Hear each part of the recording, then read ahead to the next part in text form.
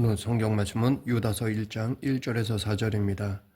비진리는 진리의 모양은 갖추고 있지만 진리가 아닌 것을 말합니다. 그런데 이렇게 비진리가 진리의 모양을 갖추고 있기에 비진리를 진리로 착각하여 속는 자들이 많이 있습니다. 그러하기에 오늘 이 시대에 진리가 무엇인가를 바르게 증거하는 것이야말로 진리를 아는 그리스도인에게 주어진 사명이라고 할 수 있습니다. 성도의 대부분은 자신은 비진리에 절대 속아 넘어가지 않을 자신이 있다고 생각할 것입니다. 그러나 그것은 비진리를 너무 쉽게 보는 것일 수가 있습니다. 실제로 비진리는 인간의 상식과 생각에 맞는 모습으로 다가옵니다. 지극히 타당하고 상식에 맞는 말로 다가옵니다. 그렇기 때문에 쉽게 넘어가는 것입니다.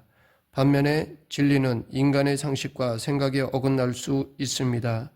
이런 이유로 우리는 항상 비진리로 생각이 기울 수밖에 없는 위험 속에 있는 것입니다. 이러한 위험 속에서 우리에게 있어야 하는 것은 끊임없이 진리란 무엇인가를 물어보며 진리를 알아가기를 힘쓰는 것입니다. 그리고 진리가 아닌 것에 대해서는 타협하지 않고 진리만을 따르고자 해야 합니다. 이것이 진리로 부르심을 입은 그리스도인의 사명입니다. 오늘 본문 1절을 보면 예수 그리스도의 종이요 야고보의 형제인 유다는 부르심을 입은 자 곧 하나님 아버지 안에서 사랑을 얻고 예수 그리스도를 위하여 지키심을 입은 자들에게 편지하노라 라고 말합니다. 우리도 여기서 말하고 있는 부르심을 입었다라는 말을 많이 들었을 것입니다. 그리고 이 부르심을 입었다라는 것을 사명으로 이해를 하면서 하나님께서 우리에게 어떤 일을 시키기 위해 부르신 것으로 이해한 적도 있을 것입니다. 그러나 부르심을 입었다라는 것은 하나님께서 자기 백성으로 선택한 자를 죄에서 건지심을 의미합니다. 인간이 스스로 하나님을 찾아 나올 수도 없고 스스로 죄에서 헤어날 수도 없는 존재이기에 선택과 부르심이라는 하나님의 방법이 동원된 것입니다. 이처럼 진리는 처음부터 인간의 공로와 힘, 능력, 가능성 등등 모든 인간의 것을 차단하고 시작합니다. 즉 진리는 인간에게서 나오는 그 어떤 것도 인정하지를 않는 것입니다. 우리는 하나님께 나와서 자신의 것, 즉 성경 읽고 기도하고 주일 지키고 헌금하고 수고하고 헌신한 모든 것을 인정해 주시기를 원하지만 하나님은 그 모든 것을 보지 않으시는 것입니다. 이처럼 인간의 것을 인정하지 않는다라는 진리를 안다면 우리에게는 무엇이 비진리로 보이겠습니까? 당연히 인간의 행위, 공로를 높이는 것입니다. 착한 행동이나 종교적인 열심들이 하나님을 기쁘시게 하고 복을 받고 상을 받게 된다는 모든 말들이 비진리라는 것을 분별하게 되는 것입니다. 그러면 우리는 이러한 비진리를 왜 진리로 착각하는 것일까요? 앞서 말한 대로 상식에 맞는 말이기 때문입니다. 착한 사람, 교회 일에 열심인 사람이 복을 받고 천국 가는 것이 옳다는 것이 상식이기에 이러한 상식과 일치된 비진리가 진리로 여겨지기 때문입니다. 만약 인간의 열심, 행위가 구원의 공로가 될 수 있다면 그 열심과 행위로 하나님을 찾고 믿을 수 있어야 할 것입니다. 그리고 이렇게 인간의 수고와 노력으로 하나님을 찾을 수 있다면 굳이 하나님의 부르심이 필요하지 않습니다. 혹은 처음에 하나님을 찾을 때는 하나님의 부르심이 있어야 하고 그 다음부터는 자신의 힘으로 하나님을 섬기며 구원을 이루어 간다고 말하는 사람도 있습니다. 만약 그렇다면 예수님께서 십자가에서 죽을 필요가 없는 것입니다. 내가 구원을 이루는 데 있어서 예수님의 십자가는 아무 필요가 없는 것이 됩니다. 이처럼 비진리는 앞뒤가 맞지 않는 모순 덩어리를 안고 있을 뿐입니다. 하나님의 부르심에 대해 인간은 응답할 수도 없는 존재입니다. 따라서 우리를 부르신 하나님이 부르심에 응답하게 하시기 위해 믿음을 주신 것이고 신자는 그 믿음으로 말미암아 하나님께 나아오게 되었다는 것이 진리인 것입니다. 그러므로 진심으로 믿음에 거한 자는 자신의 열심이나 공로 따위에는 눈을 돌리지 않게 되는 것입니다. 대부분의 사람들은 믿음을 교회 다니는 것으로 여깁니다. 그런데 이렇게 생각하면 자칫 교회 다니는 것은 얼마든지 우리의 의지로 가능한 일이기에 천국 또한 내 하기에 달렸다는 생각도 할 수 있게 됩니다. 그러나 믿음은 단순히 교회를 다니는 것으로만 정의할 수 없습니다. 나의 모든 공로를 부인하고 오직 하나님의 은혜의 공로로 여기고 감사하는 것입니다. 즉 인간의 모든 가능성이 부인되는 것이 믿음입니다. 나로서는 할 수 있는 것이 아무것도 없으며 내 의지에서는 죄밖에 나올 것이 없음을 아는 것입니다. 그래서 하나님으로만이 된다는 고백을 하게 되는 것이 믿음입니다. 오늘 본문에서 그리스도의 종이요 야고보의 형제인 유다는 부르심을 입은 자를 아버지 안에서 사랑을 얻고 예수 그리스도를 위하여 지키심을 입은 자로 설명합니다. 여기서 부르심을 입은 자에 대해 두 가지로 말하고 있습니다. 먼저 신자는 부르심을 입었다는 것으로 이미 아버지 안에서 사랑을 얻은 자라는 것입니다. 아버지 안에서 사랑은 아버지의 사랑이라는 뜻입니다. 따라서 신자는 부르심을 입었다는 것만으로 이미 아버지의 충만한 사랑에 있게 된 것입니다. 그런데 세상의 상식은 하나님을 믿는다면 좀 더 잘 살게 되어야 하지 않느냐라는 것입니다. 열심히 믿으면 복을 받아야 하지 않느냐라는 것입니다. 그러나 이런 생각이야말로 부르심에 주어진 사랑 자체를 묵살하는 비진리인 것입니다. 아버지의 사랑은 십자가로 확정되었기에 세상에서의 환경과 형편이 하나님의 사랑을 판가름하는 기준이 될 수 없습니다. 사랑은 주고 마땅한 나를 죄에서 건지셨다는 것으로 충만히 넘치고 있기 때문입니다. 그래서 신자라는 존재가 얼마나 복된 자리로 부름받은 것인가를 생각하지 않으면 현실의 힘든 상황과 형편을 생각하며 하나님의 사랑을 입었다는 것이 크게 마음에 와닿지 않게 되는 것입니다. 다음으로 부르심을 입은 자를 그리스도를 위하여 지키심을 입은 자로 말합니다.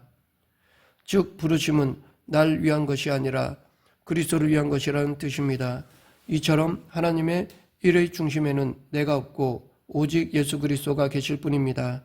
우리는 부르심에서 나의 구원을 생각하지만 하나님은 예수님을 생각하십니다. 이것이 하나님과 우리의 생각의 차이입니다. 이 하나님과의 생각의 차이를 메우기 위해서 우리는 오직 예수 그리스도만을 바라보고 살아가야 하는 것입니다. 그러면 우리를 부르심은 왜 그리스도를 위한 부르심일까요?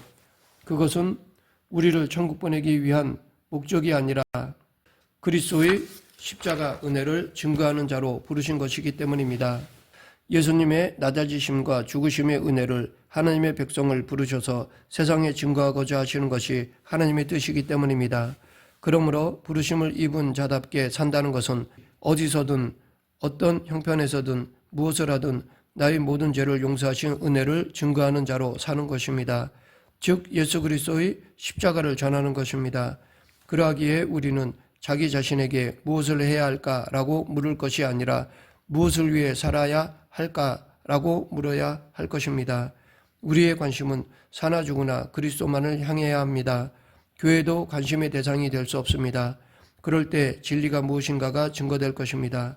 신자나 신자 아닌 자나 이 세상에서 사는 것은 같습니다. 하지만 중요한 것은 무엇을 위해 사느냐라는 것입니다. 내 삶이 무엇 때문에 연장되고 있는가를 아는 것이 중요합니다. 우리는 늘 하나님이 왜 날 부르셨는가를 생각해야 합니다. 그리고 세상에 위대한 일을 하라는 것이 아니라 다만 그리스도의 은혜를 마음에 두고 살아가는 것입니다. 우리에게 하나님의 말씀은 거절할 수 없는 삶의 원칙으로 주어졌습니다. 즉 우리가 하나님의 말씀대로 산다는 것은 말씀 하나하나를 문자적으로 실천한다는 것이라기보다는 하나님이 세우신 원칙을 따라 살아감을 의미하는 것입니다. 신자가 이 원칙을 따라 살아감으로 신자다움이 증거되는 것이고 교회다움이 나타나는 것입니다. 그러면 하나님이 말씀하시는 삶의 원칙은 무엇일까요? 세상은 테레사 수녀 같은 사람을 칭송합니다. 테레사 수녀가 진정한 신자라고 인정하기도 합니다. 하지만 이 기준은 세상이 착하다고 여기는 행함에 있습니다. 이것이 곧 복음과 상관이 없는 기준인 것입니다. 복음을 안다 모른다의 기준은 착한 일을 한 것에 있지 않습니다. 오직 예수 그리스도의 십자가의 은혜를 아는가 모르는가에 그 기준이 있는 것입니다. 그러므로 테레사 수녀 역시 그가 행한 것과는 상관없이 자신이 죄인임을 알고 그리스도의 은혜로만 구원받음을 믿는 믿음으로 살았다면 복음을 알았다고 말할 수 있을 것입니다. 이것이 하나님께서 우리를 판단하시는 원칙인 것입니다. 이러한 원칙을 세상은 전혀 알 수 없기에 세상이 선한 것으로 인정하는 착함과 선한 양심 등이 기준이 되어서 신자답다, 교회답다라는 판단을 하게 되는 것입니다. 결국 세상은 하나님의 원칙을 모르기 때문에 우리는 세상이 칭송하고 인정한다고 해서 신자다운 것이 아니라는 것을 잊지 말아야 할 것입니다. 지금의 교회가 이 하나님의 원칙에 대해 무지함으로 인해 세상과 같은 기준과 시각을 가지고 교회를 바라보고 있습니다. 그로 인해 교회가 굳이 지켜야 할 것에 대해서는 소홀히 하면서 예배당이 있고 많은 교인이 있고 사회적으로 착하다고 인정받는 많은 일을 하는 것으로 만족하게 되는 것입니다. 물론 교회가 이런 일들을 하지 말라는 것이 아닙니다. 단지 그런 것들을 이용하여 교회다움을 증거하려고 하는 것이 잘못임을 말씀드리는 것입니다. 이것은 하나님이 세우신 원칙 아래에 있는 것이 아니라 사회가 생각하는 원칙 아래에 들어간 것에 불과하기 때문입니다. 오늘 본문 3절을 보면 사랑하는 자들아 우리가 일반으로 받은 구원에 관하여 내가 너희에게 편지하려는 생각이 간절하던 차에 성도에게 단번에 주신 믿음의 도를 위하여 힘써 싸우라는 편지로 너희를 권하여야 할 필요를 느꼈노니 라고 합니다. 여기서 유다는 힘써 싸우라고 말하고 있습니다. 싸움을 위해 필요한 것은 적에 대해 아는 것입니다. 적에 대해 모르면서 싸우라는 말은 공허한 말일 수밖에 없기 때문입니다. 그러면 우리가 힘써 싸워야 할 대상이 누구일까요? 부처입니까? 아니면 사이비 종교의 교주입니까? 이것은 기독교라는 종교가 싸움의 대상으로 여기는 것이지 사실 신자가 싸워야 할 대상은 아닌 것입니다. 4절을 보면 이는 가문이 들어온 사람 몇이 있음이라 그들은 옛적부터 이 판결을 받기로 미리 기록된 자니 경건하지 아니하여 우리 하나님의 은혜를 도리어 방탕한 것으로 바꾸어 홀로 하나이신 주제 곧 우리 주 예수 그리스도를 부인하는 자니라 라고 말하고 있습니다. 여기서 유다가 힘써 싸우라는 권면을 했던 것은 교회에 가만히 들어온 사람 몇이 있었기 때문입니다. 이들은 경건치 아니한 자고 하나님의 은혜를 세교거리로 바꾸고 예수 그리스도를 부인하는 자들이었습니다. 가만히 들어왔다라는 것은 누구나 쉽게 적으로 간파할 수 있는 존재로 들어온 것이 아니라 적이 아닌 모습으로 친근하게 가장하여 들어왔음을 의미합니다. 결국 신자가 경계해야 할 싸움의 대상은 부처나 사이비 종교가 아니라 신자가 미처 싸움의 대상으로 여기지 않는 것에 있음을 주지해야 하는 것입니다. 3절에서 말하는 일반으로 얻은 구원은 누구나 다 얻는 구원이라는 말이 아니라 차별이 없는 구원을 의미합니다. 세상의 지위, 신분, 행함, 열심 등과 상관이 없는 구원이라는 뜻입니다.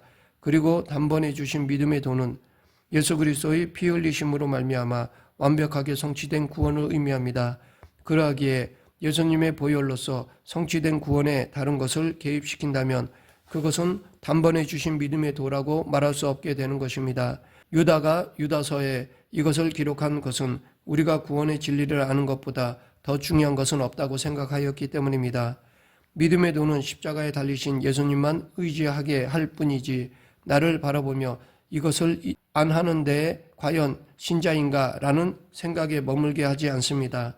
신자가 이러한 생각에 빠진다면 그것은 결국 믿음의 도에서 멀어지는 것일 수밖에 없습니다. 그렇다고 믿음의 도를 말한다고 해서 행함은 아무렇게나 해도 된다고 생각하는 것 또한 믿음의 도에 있지 않는 생각일 뿐입니다. 믿음의 도를 말하는 것은 행함이 신앙을 판단하는 기준이 아니라는 것을 뜻하는 것입니다. 어떤 행함이 보인다 할지라도 그것을 의로 여기지 말라는 것입니다.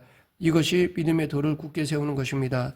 4절에서 가만히 들어온 이 사람들은 하나님의 은혜를 도리어 방탕한 것으로 바꾸었다라고 하는데 이것은 하나님의 은혜는 우리의 욕심을 채우는 도구가 아니라는 것입니다. 그런데 가만히 들어온 이들은 은혜를 자신의 욕심을 위한 것으로 바꿔버린 것입니다. 즉 이들은 내가 원하는 세상의 것이 풍족히 채워지고 모든 일이 잘 되는 것을 은혜로 여긴다는 것입니다. 그러나 은혜는 예수님의 십자가로 말미암아 확연하게 드러났습니다. 우리는 십자가로 말미암아 이미 하나님의 풍성하신 은혜를 누리고 있는 것입니다. 그런데도 불구하고 은혜 타령이나 하고 있다면 그 사람에게는 십자가가 관심이 아니라는 것입니다. 결론적으로 우리가 힘써 싸워야 하는 것은 교회 밖의 기독교의 적이 아니라 바로 믿음의 도에 바로 서 있지 못하는 자기 자신입니다. 기쁨과 은혜와 감사의 조건을 세상에서 찾으려고 하는 자기 자신이 바로 우리의 적입니다. 자신의 행동을 보며 자신을 판단하는 우리가 바로 적입니다. 이러한 자신에 대해 힘써 싸우는 것은 스스로의 악함을 인정하는 것입니다. 그리고 하나님의 은혜가 아니고서는 결단코 구원에 이룰 수 없음을 다시 확고히 하고 예수님의 피 흘리심에 감사하는 것이 신자의 싸움입니다. 말씀을 맺겠습니다. 날마다 그리스도만을 바라보는 것, 이것이 영적 싸움인 것입니다. 세상은 교회를 지키고 교단을 지키고 자신의 지위를 지키기 위해 싸움에 열중하고 있지만 이러한 현실에서 우리는 우리가 알고 있는 구원의 도리, 믿음의 도를 위해 힘써 싸우며 살아가야 합니다. 이 싸움을 위해 우리는 날마다 예수 그리스도를 바라보기를 쉬지 말아야 합니다.